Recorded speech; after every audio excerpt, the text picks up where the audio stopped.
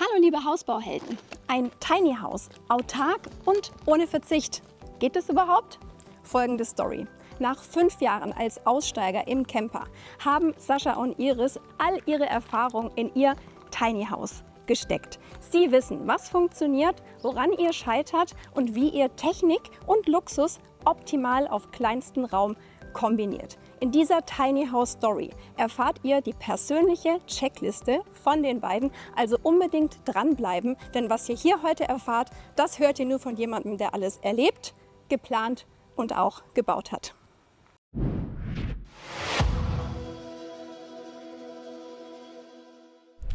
Liebe Hausbauhelden, wenn das schöne Haus fertig ist, dann will man dort auch schön wohnen. Ein paar Ordnungshelfer machen die Sache leichter. Also nicht so, sondern viel lieber so. Und so auch eher nicht, sondern viel lieber so. Ordnung geht ganz leicht mit den Ordnungsboxen von ClickBox. Findet in der World of Boxes die richtigen Ordnungshelfer für euch und besucht dafür www.clickbox.de. Mit dem Rabattcode HELDEN25 erhaltet ihr zusätzlich 5% Rabatt auf euren Einkauf. Hallo, ich bin die Iris. Und ich bin der Sascha. Wir beide haben ein Tiny House geplant und gebaut. Und das zeigen wir euch heute.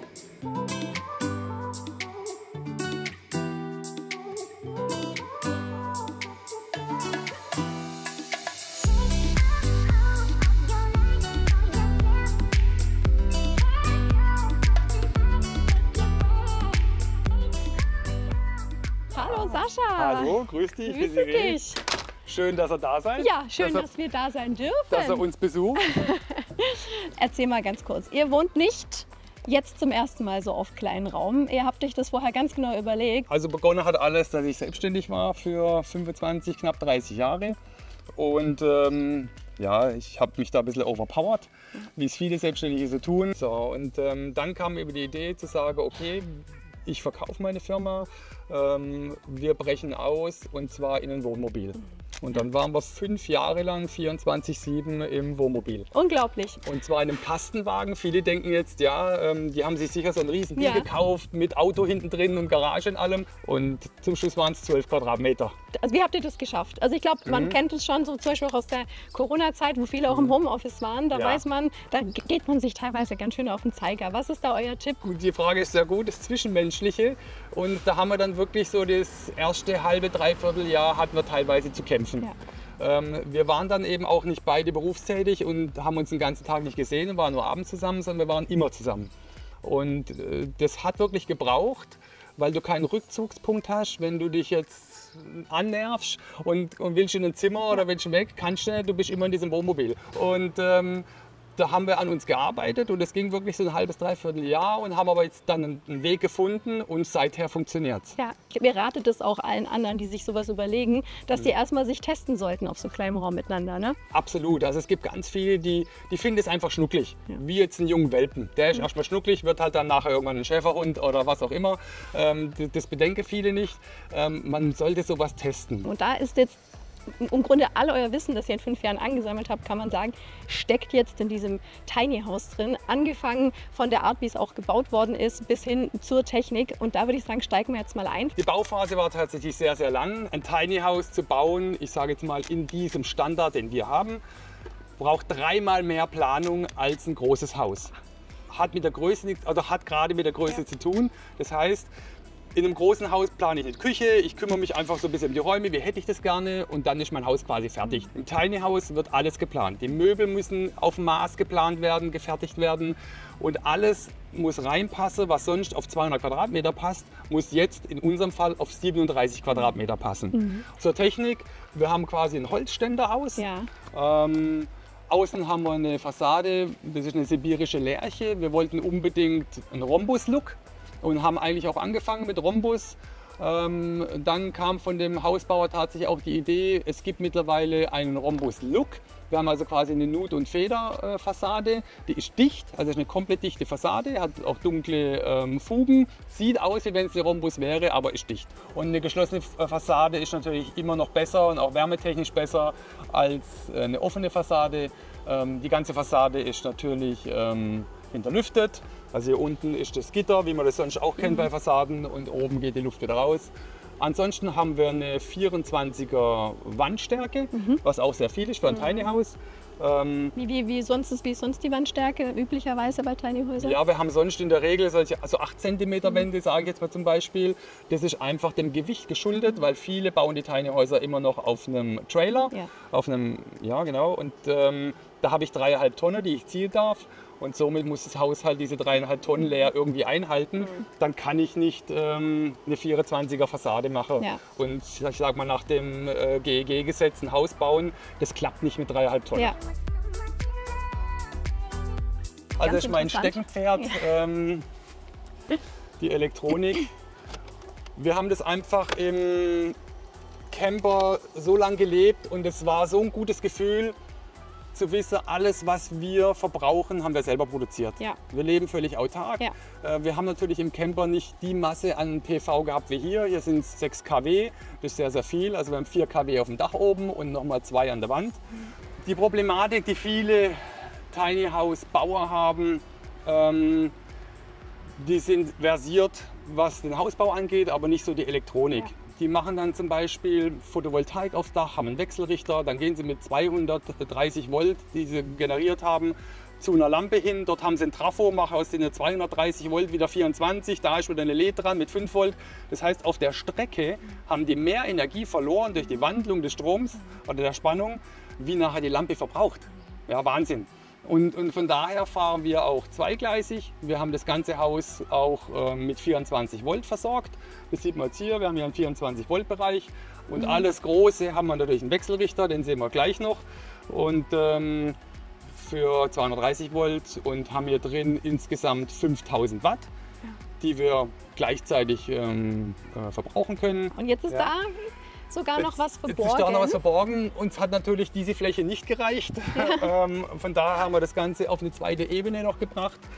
Und dahinter haben wir jetzt im unteren Bereich, wie gesagt, den Boiler, der uns das Warmwasser macht. Dann haben wir einen 10 kW Batteriepuffer, Batteriespeicher. Und unseren Wechselrichter, der unsere 230 Volt macht, und ja, normale Sicherungen, wie man es im Haus auch kennt. Wenn man es In einem Haus. richtig machen möchte, dann muss man eben wirklich diese Arbeit reinstecken. Und da hilft jetzt halt auch von dir mal zu hören, Erfahrungswerte von jemandem, der es schon mal gemacht hat, glaube ich. Ja? Ja. Also sicherlich auch Message an die Community. Wenn ihr mit so einem Gedanken spielt, dann dieses Video wird euch noch sehr, sehr viel mehr Insights geben, also unbedingt dranbleiben. So, Sascha, dann gehen wir mal weiter. Hier gibt es Ja. noch ein bisschen mehr zu sehen.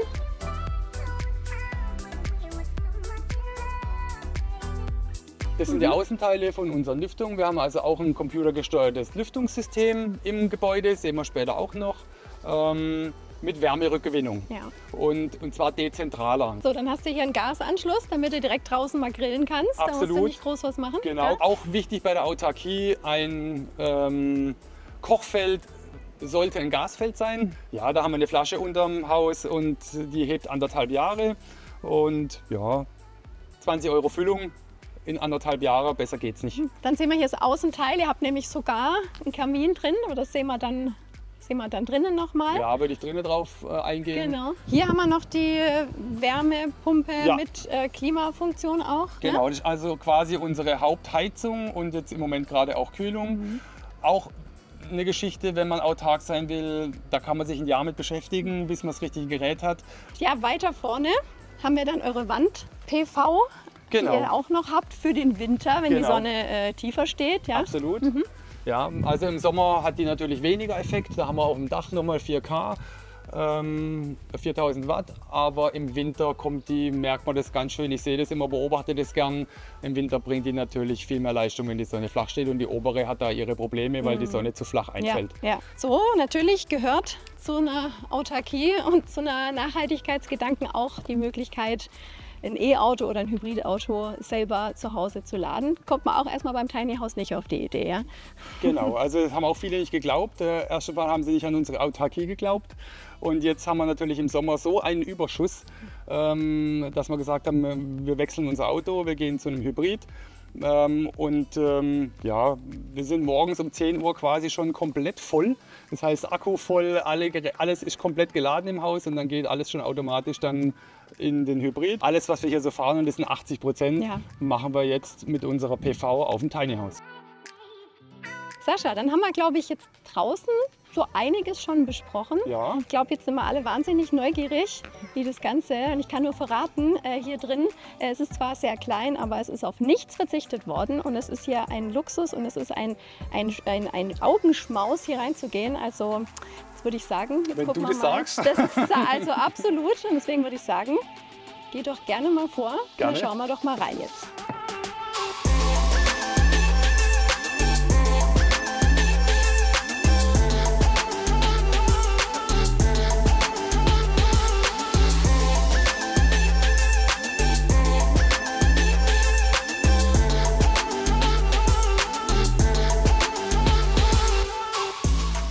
Aha, das heißt, wir sind jetzt hier nämlich direkt im Badezimmer angekommen.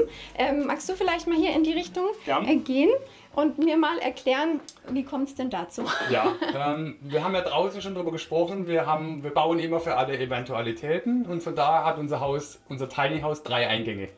Jetzt haben wir ja hier die Straße, die hier vorbeigeht, oder diesen Weg, wo die anderen Leute zu ihren Tiny Häusern kommen.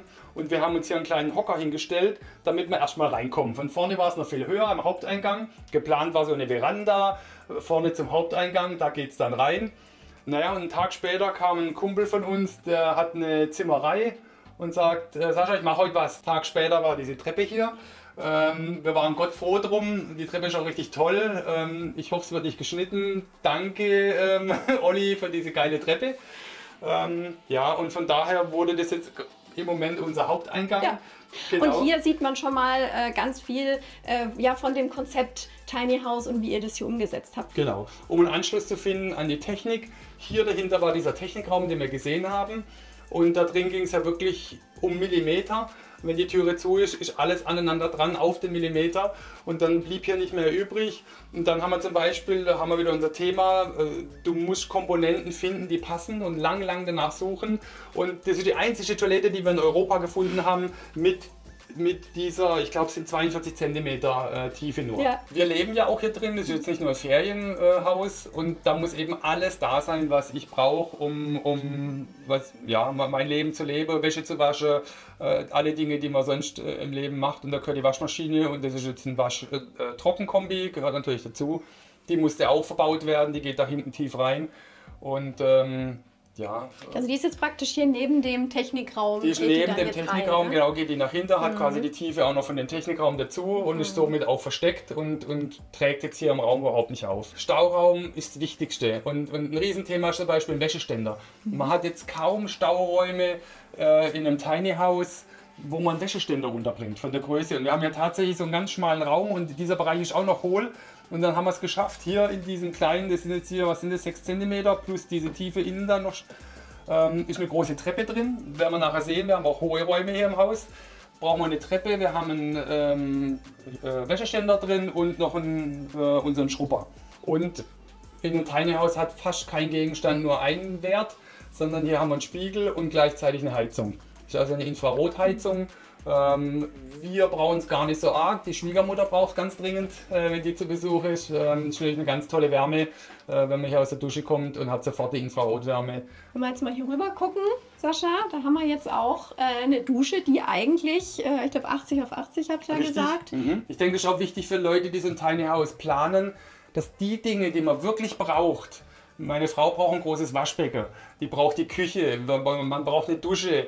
Das Sofa muss funktionieren, das Bett muss nachher funktionieren. Also die Dinge, wo man wirklich alltäglich immer mit am Arbeiten ist, da sollte man nicht den Platz sparen. Ein wichtiger Punkt im Bad von jedem Tiny House und allgemein im Tiny House ist die Luftfeuchtigkeit. Da würde ich sehr gerne ganz kurz darauf eingehen. Also man muss natürlich Abluft schaffen im Tiny House. Wenn wir jetzt zu zweit duschen, das können wir uns hier mal angucken. Dann entsteht natürlich hier ein riesen Dampf und dieser Dampf muss natürlich abgezogen werden. Und dafür benutzen wir hier unsere Entlüftungsanlage und die können wir einfach auf Entlüftung nur schalten, ohne Wärmerückgewinnung und dann geht der ganze Dampf hier raus. Und du kannst ja wirklich mit 4 Personen duschen und hier drin entsteht kaum Dampf.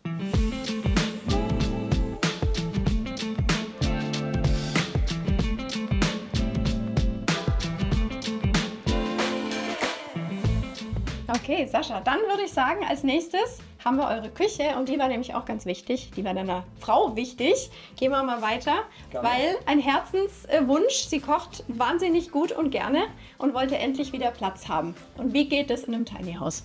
Ja, ich muss dazu ganz kurz ausholen. In der Küche ist eigentlich nichts tiny. Das fängt schon am Waschbecken an. Das Waschbecken hat eine riesen Größe. Wenn wir hier das noch abnehmen, sieht man also, das ist größer wie in mancher... Ja, ist größer als meins. Mhm. Ja, wie in manchem Haus. Da haben wir also nicht gespart. Unten drunter haben wir, wie jeder andere auch, den Mülleimer. Ja, und eben diese Tiefe, ne? Das Und diese ist- ganz normale Tiefe, Ja. ja. Kleine Plätze müssen natürlich im Tiny House auch genutzt werden. Der Staubsauger steht da immer. Da gibt es auch noch, ja, man sieht schon, ich benutze es nicht oft, den Apothekerschrank, um auch Dinge unterzubringen. Es muss also einfach jeder Platz genutzt werden. Dann das Einzige, was ein bisschen tiny ist der Geschirrspüler. Der ist einfach schmaler, ist ein 45er, aber auch ein Standardgerät. Aber reicht für 2 Personen. Reicht auch absolut bald, für ne? uns aus. Und das war für uns natürlich nach dem Wohnmobil absoluter Luxus, nicht mehr abspülen zu müssen. Ja. Dann kommt der Herd. War meiner Frau auch sehr wichtig, dass es eben Gas ist. Ist auch für die Autarkie sehr wichtig. Und der Ofen ist das Allerwichtigste. Wir haben in den letzten 10 Jahren viel mit Konvektomaten zu tun gehabt, auch in Großküchen. Und deshalb wollte meine Frau unbedingt ein Konvektomat und auch das geht und auch autark im Tiny House. Ja, dann braucht man natürlich auch eine Dunstabzugshaube, auch leise. Im Tiny House versucht man auch alles leise hinzukriegen, weil alle Dinge nah sind, die Lüftung, alles, Klima ist alles nah, man versucht alles leise zu bekommen. Da steckt auch mehr Technik jetzt drin wie in der normalen, weil wir das Haus komplett luftdicht haben wollen und somit ist auch dieser Durchgang nach außen, wo die Luft rausgeht, mit einem Motor versehen und einem Thermoelement, was sich so dreht um 90 Grad und auch diesen Schacht komplett schließt und warm hält. Das heißt, da haben wir keine Kältebrücke wie die meisten Leute im Winter. So, und hier ist nochmal, also das ist so ein bisschen eine meiner Lieblingsgimmicks, Ja. muss ich sagen. Mhm. Da wir nicht so arbeiten wollen und hier unten nichts sehen wollen, haben wir uns hier auch so einen kleinen Gimmick überlegt. Das heißt, wir können das einfach komplett rausziehen, haben hier richtig Druck drauf, das Ding ist stabil. Iris kann hier arbeiten, kann einen Kuchen machen, was auch immer. Und wenn das fertig ist, schieben wir das einfach wieder nach hinten alles. Und zwar mit Geräten und allem drum und dran. Ist Nichts also sehr einfach. ausstecken, keine Kabel irgendwo hinpacken, alles Genau. bedacht. Ja. Und das, Desiree, ist auch das Wichtige. Alle Gimmicks, die wir einbauen, müssen so schnell wie möglich funktionieren. Das haben wir gemerkt im Wohnmobil. Da haben wir so tolle Sachen gehabt, die haben dann eine Viertelstunde gebraucht zum Aufbauen. Die waren super klein und wahnsinnig toll und wir haben uns riesig darüber gefreut, haben sie zweimal aufgebaut und dann nie wieder benutzt. Apropos Strom und Stecker raus und rein und so, liebe Hausbauhelden, da haben wir noch was für euch. Nämlich den EcoFlow Delta Pro Ultra. Eure eigene Powerstation fürs ganze Haus. Schon beim Auspacken merkt man, das ist kein Spielzeug, sondern pure Energie. Massiv gebaut, modular erweiterbar und bereit, bis zu 30 Kilowattstunden Strom zu speichern. 6900 Watt Leistung sorgen dafür, dass bei euch alles weiterläuft. Vom Licht über die Geräte bis zum E-Auto. Ein echtes Kraftwerk für euer Zuhause. Mit dem Rabattcode BAUHELDEN erhaltet ihr 5% Rabatt auf eure Bestellung.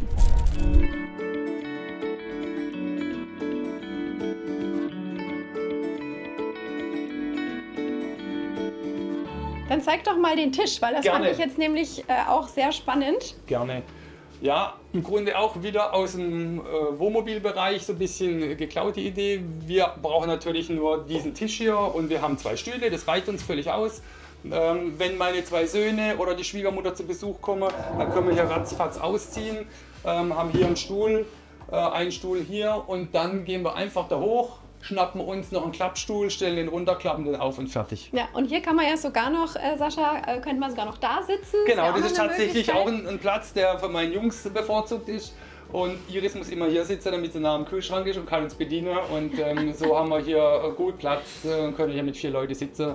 Das geht auch mal mit mehr. Super. Ja. Ja, haben wir vorher schon gesagt, ihr habt eine Wahnsinnshöhe hier drin dafür, Genau. dass es ein Tiny House ist. Das war euch nämlich auch wichtig, ne? Richtig. Wir wollten einfach dieses, was wir auch vom Wohnmobil kennen, dieses drückende Gefühl, dass die Decke so tief ist, wollten wir irgendwo unterbrechen. Und das natürlich in dem Raum, wo wir uns hauptsächlich befinden und auch der Eingang eigentlich ist. Das heißt, man kommt hier rein und steht erstmal in unserer Halle. Ja. und hat hier ein schönes Raumgefühl. Ja. Wie hoch ist denn das hier? Also das Gebäude selber hat 3,90 Meter. Das heißt, wir haben hier so 3,60 Meter oder sowas, so die Richtung. Auch da sind jetzt Regale und Stauraum ist hier wieder entstanden. Genau. Wir haben hier einen sehr großen Korpus oben, den werden wir nachher sehen im ersten Stock. Um den völlig ausnutzen zu können, haben wir hier von außen einen Bedienteil quasi, also ein paar Regale reingemacht. Da kommen Sachen rein, die wir nicht so oft brauchen, weil wir natürlich auf den Stuhl stehen müssen, um hinzukommen. Ja, und auf der anderen Seite haben wir uns auch ein Regal überlegt. Das wurde dann extra angefertigt, haben dann einen kleinen Plan mal gezeichnet, wie das aussehen soll. Abends ist auch ein schöner Hingucker, den sehen wir jetzt tagsüber nicht so arg, aber das Ganze ist auch natürlich beleuchtet. Die Fächer sind beleuchtet und ja, das sieht auch immer sehr schick aus.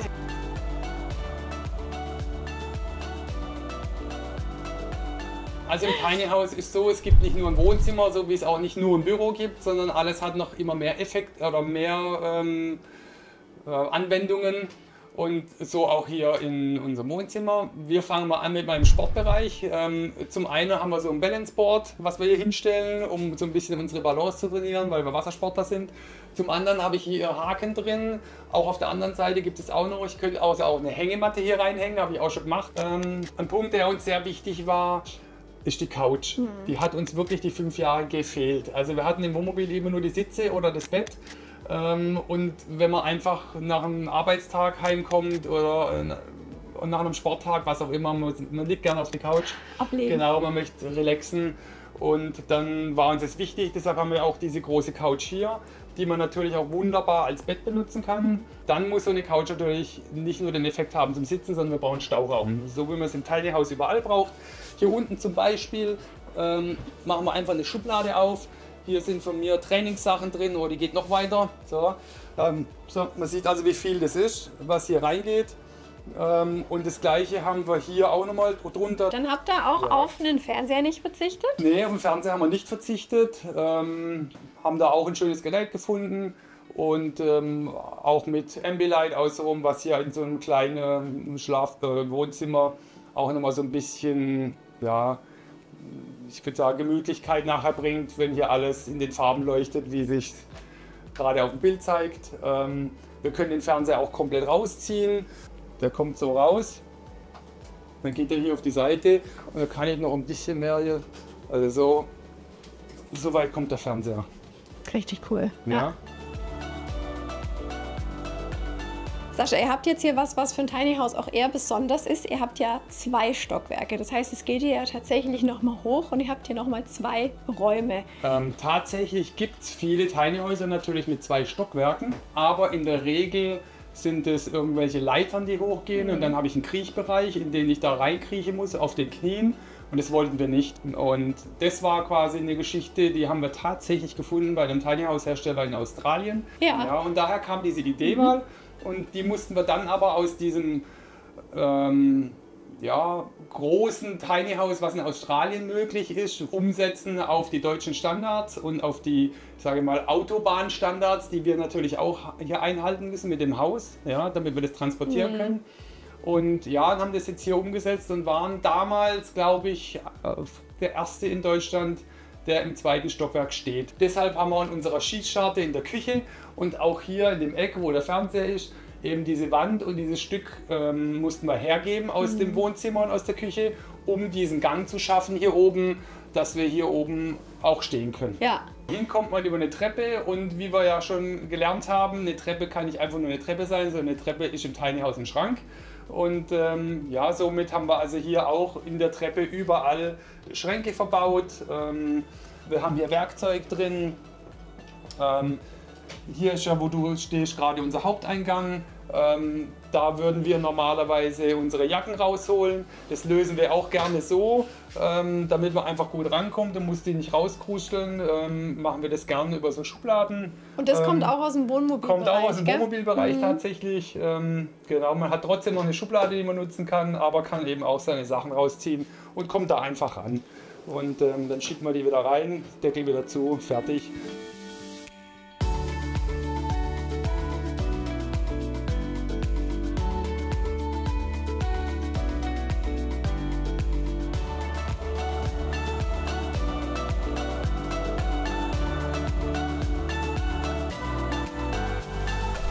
Dann würde ich sagen, dann gehen wir mal in dein Büro hoch. Machen wir. Ja? Dann geh doch gern vor.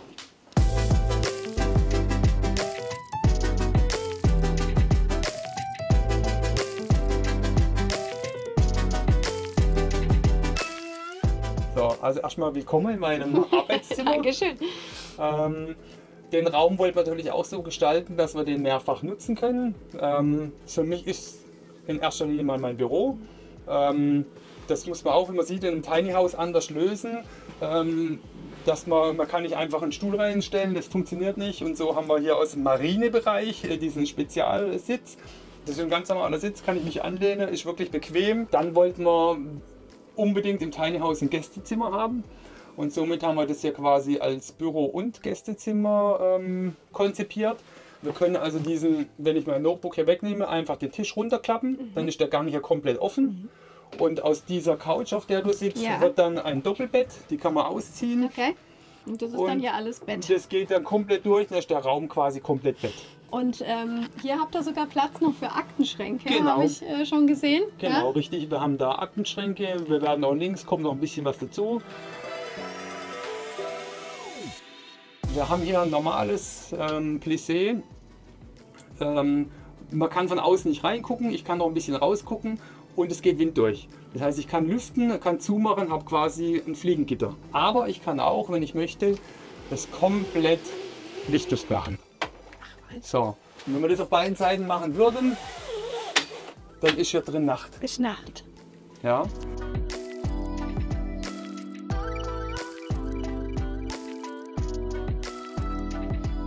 Dann haben wir hier oben auf der anderen Seite noch einen Raum. Richtig. Nämlich euer Schlafzimmer. Richtig. Und da ist auch nochmal vollgepackt mit Raumwundern und sonstigen technischen und sonstigen Schnickschnack, sage ich jetzt mal. Würde ich sagen, wir gehen jetzt noch als nächstes hin. Machen wir.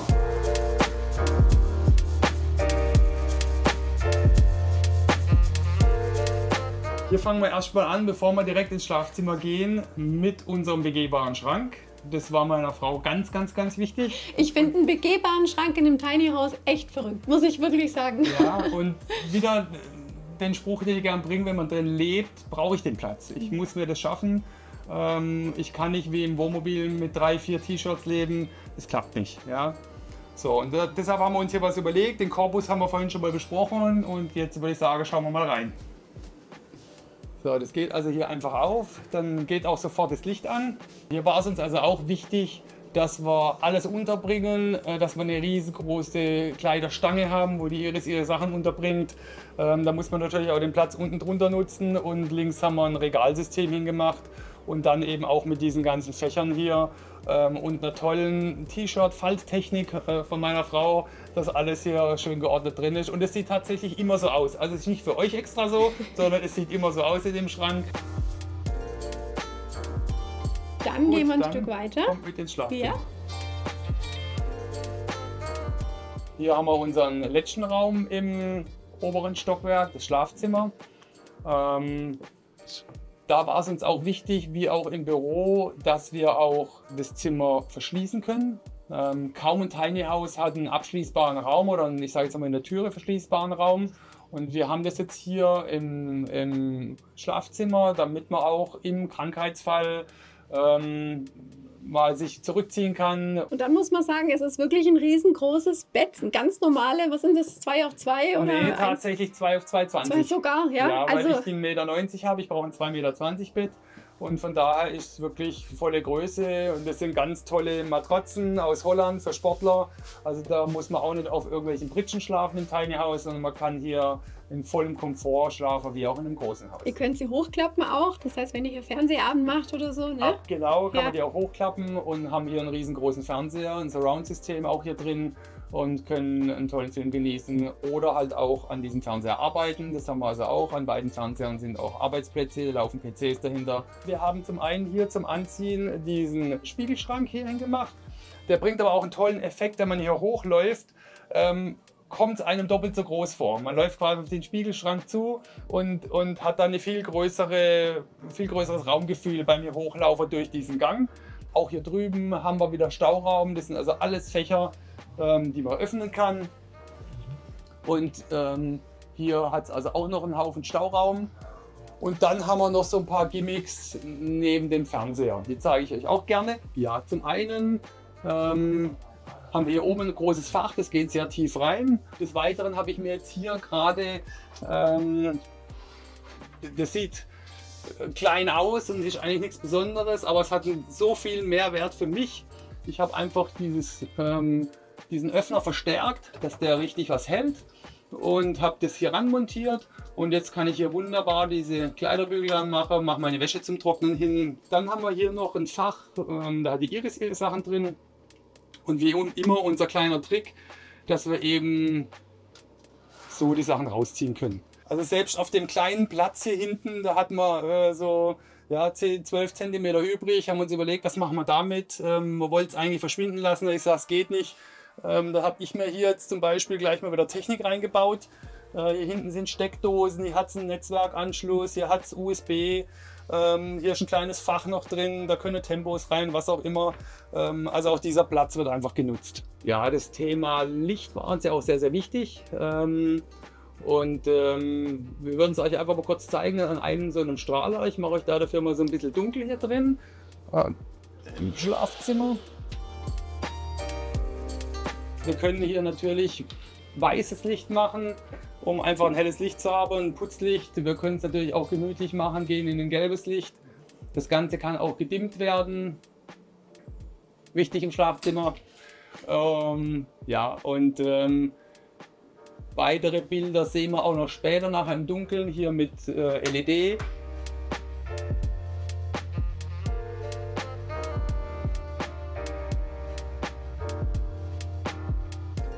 Und es war natürlich auch eine Herausforderung, hier im Tiny House diese ganzen Controller unterzubringen. Also gerade hier unter dieser Lampe oder hinten, ja, wenn man die öffnen würde, würde so ein Wulst an Technik rauskommen. Sobald wir den Schalter ausmachen, sind alle Controller aus, da verbraucht auch keiner Standby-Strom. Auf so Dinge musste man hier natürlich auch achten wegen der Autarkie.